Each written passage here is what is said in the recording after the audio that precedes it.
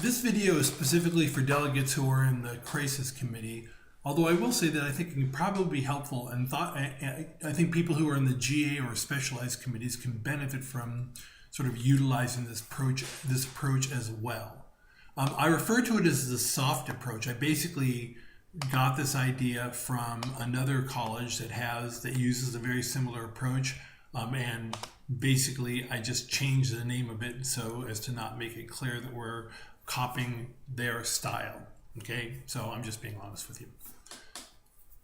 What happens in crisis committees, and again, it doesn't happen as much in the GA because the GA or specialized committees are formed a little differently, but it can, is that, especially in crisis committees, what delegates typically do is they approach their participation thinking in ways of how they can accumulate power. I'm going to refer to this temporarily as the blunt approach, although blunt doesn't stand for anything. It usually involves subterfuge, some backstabbing, underhanded stuff, and what happens in a crisis committee is that stuff usually takes a little while to get started, but once it gets started, everybody's trying to stab one another in the back. It can get really ugly. And the reason it gets ugly is that people often treat it sort of the accumulation of power as a zero-sum game. The whole idea is if you can hurt somebody in some way, in some cases people will try and have other characters assassinated or implicated in some sort of scandal. If you can reduce somebody's power, right, then you kind of increase your power. Like there's this zero-sum game going on. The problem with this approach is, and sometimes it's unavoidable depending on the character of your committee, is that you can create a lot of enemies and you can create them fast. And so as I encourage you to use this soft approach, you should always be mindful that other delegates in the committee are probably going to be using the more traditional blunt approach. And so what you need to do is you need to be mindful to go ahead and protect yourself from potential attacks, from blunt attacks. Another thing, it's also worth keeping in mind that a delegate who is imbued with a great deal of power from the outset, if your character is the president of the United States or a king or a mafia boss or something like that, if you're somebody who's already in the committee, you start off being incredibly powerful, it's most likely that you're going to be a target of an attack from a bunch of people, right? And it's also worth noting as well that crisis directors are going to not be predisposed to going ahead and letting somebody start off with a great deal of power and then continue to be powerful all the way through the crisis, right? Their goal is to create a crisis, and if you're at the top of the heap when it starts, they're going to be predisposed to knock you down. So characters that are imbued with great power from the outset should understand that both the delegates in the committee, the other characters in their committee, and the crisis staff are probably going to be gunning for them in some way. Oftentimes it'll be set up in such a way that if you're a character that has a lot of power and you play your role extremely well and you do the things you need to do to protect yourself against blunt attacks, then you can be successful. But if you don't, if you slip up, if you're not paying attention, if you're not well planned ahead of time, and prepared to think about what you need to do to protect yourself, you're going to run into problems and you're going to fall hard.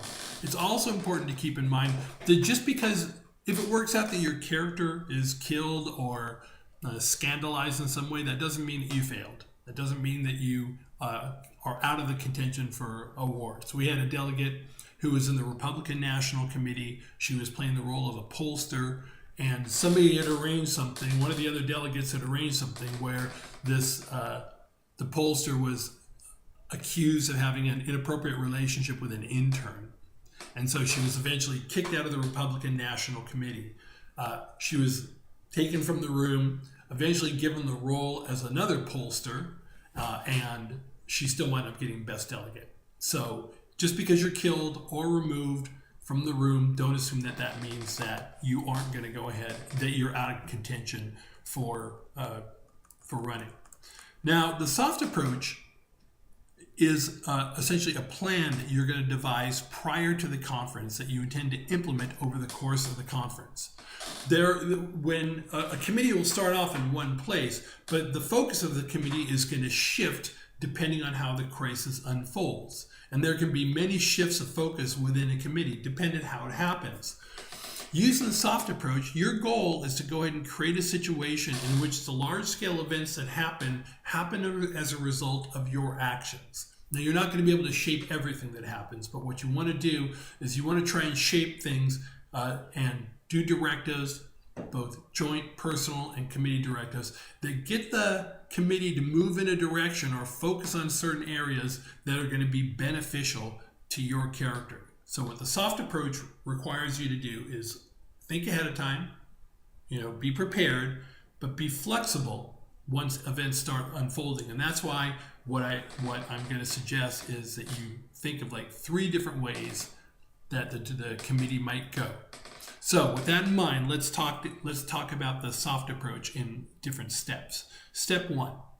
The first thing you have to do is you have to make sure that you know your character's biography and their portfolio powers in the committee, what your character is allowed to do. It is also critically important to know the portfolio powers of other characters in the committee, what their powers are. Because in order to go ahead and take advantage of your powers, you need to know where you have the advantage and where the others are disadvantaged. Because if they're doing the same thing you're doing, if they're using the soft approach, they're trying to push the direction of the committee in a place that's going to benefit the powers that they have. Okay, so that's key. Now, the reason that I suggest that you have 3 different ideas of where the committee can go is that way you can adjust to things as they unfold. Now, I kind of mentioned this before, but I want to mention it again in terms of the direction of the committee that you want to go. If your character has a lot of institutional power, you start off and you've been assigned the President of the United States, you're an admiral in the Navy, you're the head of the mafia, you're a king, something like that. What you don't want is you don't want the crisis committee to essentially descend into a death cage match or a knife fight, right? Because once it turns, if everybody in the committee, and this is an extreme example, if the committee descends in such a way that you all wind up crashed on a deserted island, right, where everybody's fending for themselves, the fact that you're president of the United States isn't going to do you any good. It's not going to help you at all, because all of the institutional power that you have at your disposal as president is useless if everybody's walking around with knives trying to stab one another, unless you just happen to be a good knife fighter, right? So you want to shape the direction of the committee such that you take advantage of your strengths and go ahead and hurt others. So, for example, in the example that I was talking about before with a delegate who was in the Republican National Convention, you want to try and shape events such that the information that your character possesses, or the power that your character possesses, is important for the committee to achieve its goal. So in the case of the Republican National Committee, the goal was winning elections, right? So our delegate was able to shape the focus of the committee such that the information that she held about public opinion was critically important for the committee to achieve its final goal. Now, I refer to these as end goals. And when you start planning for what you're going to be doing in your committee, you should have, like I say, a few end goals, and ideally they're ones that you could pursue simultaneously at the beginning of the committee, right? You're pushing the committee to go in this direction, but you're prepared if they go off into other tangents, you're prepared to adapt to that. And you'll just have to see how things unfold over time. Now, the second step, for each end goal that you're going to try and sort of create, for each direction that you think the committee, you want to sort of push the direction of the committee, you should be thinking of specific steps that you can take to bring that about, right? If you want the committee to move in a certain direction, think about what you can do to go ahead and make that happen, where you want it to go.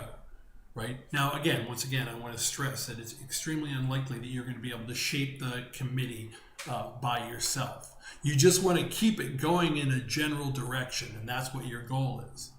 Now, the specific order, so you're going to have when you're thinking about the direction you want the committee to go, there's going to be an order of actions that you're going to need to take to go ahead and make the committee go there, right? And as you know, when you're in a committee, the way that you take action is either through directives, personal directives, joint directives, or committee directives, and communiques. You may be using that to gather information to go ahead and get an idea of where you are in your plan.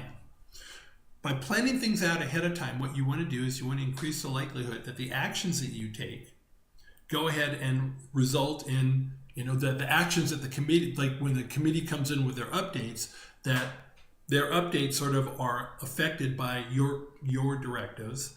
And then you issue other directives, and then when they come back in to update what's going on, you should be able to tell that your directives and what you've been doing has had an impact on the direction of the committee is going. Also, by planning things out ahead of time, you should be thinking about what kind of directives and communiques you should write. I'll talk about that in a second. Step number 4. As you get your notes back from the crisis staff, like periodically you'll write a note and they'll send something back asking you for additional information. Be sure to respond quickly. Be sure to respond very quickly to them. But make sure that whatever plan you have for where you want the committee to go, it happens incrementally. You don't want to use the blunt approach. You want to play it what we call the long game, right? You want to play the long game. A conference is going to happen, and they're going to start on Thursday night. It's going to be a brief kind of encounter on Thursday, then Friday all day long, and then Saturday is usually going to be the day where just all hell is going to break loose. So be patient. Don't just go in there with gangbusters trying to shape everything immediately, right? And again, ideally, if you're doing it perfectly, the crisis staff won't know where you're going. They won't be able to tell where you're leading the committee. But people in the crisis staff have thought this out very carefully, so that may be hard to do. The key is to make sure that none of your allies or none of the other characters in the committee can see what it is you're trying to do. But again, and I jumped the gun here, if you get questions back from the crisis staff, be sure to respond. And you want to make sure that all your plans are in place. So this is where communiques can be really helpful. If you're trying to find out whether your plan is working or not, you can create a character, a factual character, right? Somebody who actually exists in life, or sometimes you can create a fictional character and use those characters to go ahead and get an assessment of where you are in your plan. But again, try to be subtle, try to think it out a little bit carefully. And once again, I'm going to stress something that I said before. It's a long game, right? The plan shouldn't be to get the committee to shift immediately in your desired direction. You don't want to be blunt, you want to be subtle, right? By adopting the soft approach, what you can do is you can essentially pre-plan your directives and your communiques. It might even be useful to go ahead and practice writing them out ahead of time, although pre-written directives and communiques shouldn't be brought into the committee. I know some people do that, but you're not supposed to. But it might not be a bad idea to go ahead and write out a communique ahead of time and think, yeah, is this what I want to do? Just so you have an idea, so you've practiced it already. Because one of the things you're going to find in the crisis committee is things move really quickly, man. People are talking, getting up and speaking. There's all kinds of directives being passed around. You're trying to write yours, plus you're trying to participate in the committee, and you want to go ahead and make sure you're active in the committee. The more that you've thought out your strategy ahead of time, the more you're not thinking on the fly, but going ahead and executing a strategy that you've already thought out ahead of time, the more likely you're going to be able to stay focused both in committee and writing directives. So you should think about the actions that you're going to take both in terms of formal, personal, joint, and committee directives. And you should think about the characters, again, both factual and fictional, that you can create to go ahead and advance your goals. Now, this is all very intense. It's all very intense. So when I call it the soft approach, it's not going to feel very soft as you're doing it, right? Because not only are you going to be trying to subtly move the committee in a direction you're going, but you're also going to have to be protecting yourself against attacks, right? From people coming in and trying to steal your power, because that's what's going to go on. But this is what I want you to do. So as we prepare for the conference, I'm going to be going ahead and I'm going to be asking you, what are your directions? Where do you want to try and shape the direction of the committee? And I'm going to be looking for specific answers for where you want to go. I may actually ask you guys to fill something out, going ahead and telling me what are your three areas of focus that you want to shift to. It's going to be challenging, but if you think it out carefully, it could be fun. So that's going to be the plan, and hopefully this is all useful to you.